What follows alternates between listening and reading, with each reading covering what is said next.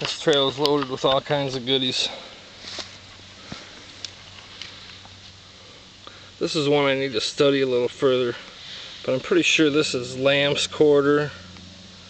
I've heard somebody call it pigweed, but it's supposed to be a really good green, and you can eat it throughout the summer, I believe, unlike some plants that once they get so big they're not good to eat. This one stays good, but I'm not 100% sure that's what this is. I need to do a little more research and make sure. But so I believe this is lamb quarter, and then right here is pokeweed, which I don't mess with. The entire plant's poisonous except for in the very early spring.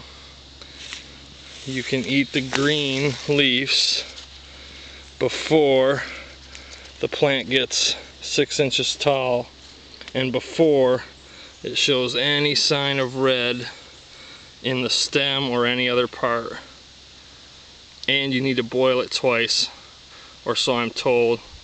I know my parents, they ate it and they only boiled it once and they never had any problems, but I don't know. To me, there's a lot of other good plants that this is one I just don't want to mess with. And right down the trail, a little bit further, there's more poison hemlock. But here is a whole mess of really tall nettle, stinging nettle. Here's one. There's one that's close.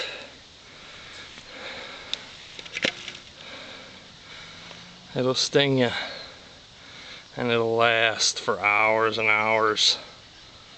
I got into this stuff when I was younger, putting up a tree stand.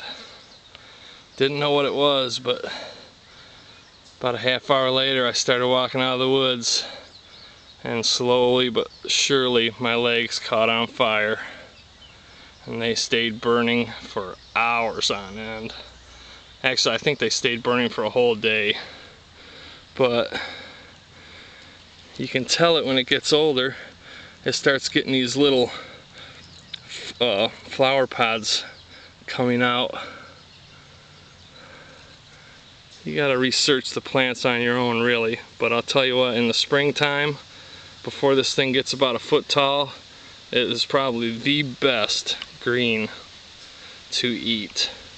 And once you boil it, the sting goes away. Somehow boiling it neutralizes the sting, and it's awesome. This is my favorite edible, period, as far as greens. But there's a lot of it here, and some of these are really tall. This would make some really good cordage. I might come back and pick some of this and find out how to prepare it for cordage, because this would make some good cordage, and there's a lot of it, and it's really tall, so I get some nice long strands.